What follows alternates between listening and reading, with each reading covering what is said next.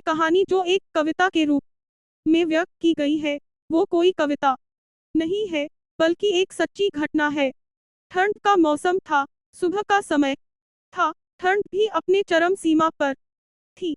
मैं आज जब सुबह कॉलेज जा रहा था तो मैंने एक बूढ़े आदमी को देखा जो कि ठंड ऐसे ही ठिठुर कर रोड पर एक किनारे काम रहा था।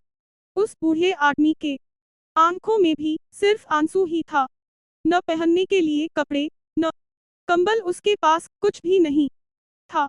मैं वह थोड़ी देर रुका और उस आदमी ऐसे ही उसके इस हालात के बारे में पूछा तो उसके जवाब सुनकर मेरी आंखों में आंसू आ गया और मैं वहाँ ऐसे ही कॉलेज चला गया। उस बूढ़े आदमी की बातों को मैं एक कविता के रूप में बताने जा रहा हूँ। एक बार पढ़िएगा जरूर, आप भी जाने कि आज के बेटों की सोच किस तरह हो गई है। आज फिर ऐसे ही इंसानियत को मरते देखा है। जब एक बूढ़े बाप को ठंड में रोड पर ठिठुरते देखा है, न जाने कैसे छोड़ देते हैं लोग अपने मान मोइंस बाप को आज फिर एक जिंदगी को बेदर्दी ऐसे ही मरते देखा है। उसकी आंखों में आंसू डा, चेहरे पर एक चाहत थी, इतनी मुश्किल में भी उसके चेहरे पर एक छोटी सी मुस्कुराहट थी। बहुत बुरा लग रहा था मुझे, न जाने क्यों मन में एक बेचैनी थी। मेरे पास कुछ भी न था देने को, लेकिन फिर भी उसको कुछ भेंट देनी थी।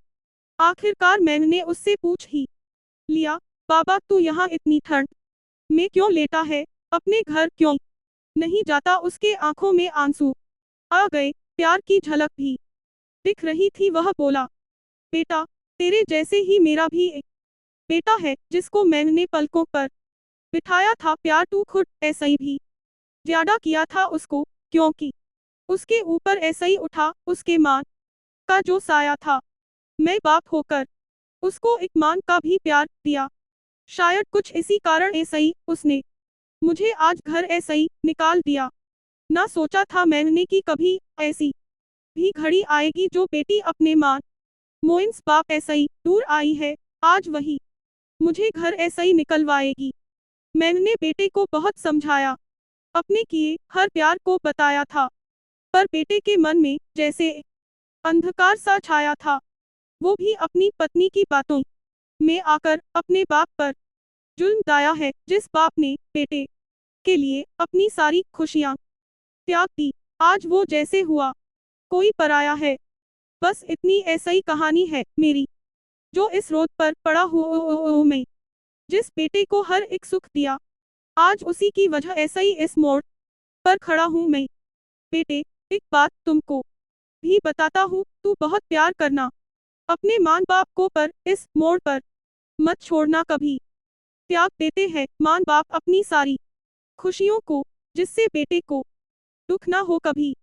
मैंने भी बहुत प्यार किया था अपने बेटे को, पर आज कुछ इस कदर बहाया गया हूँ, पर तू कभी न छोड़ना अपने माँ बाप का साथ।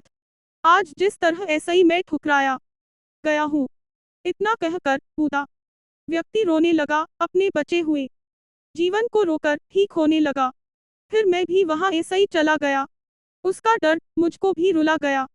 इतनी समझ तू नहीं है मुझ में, कई मैं समझाऊं, पर फिर भी एक बात कहना चाहता हूँ हर बेटे को, अस्तेरिस्क मत छोड़ कभी उस माँ बाप को।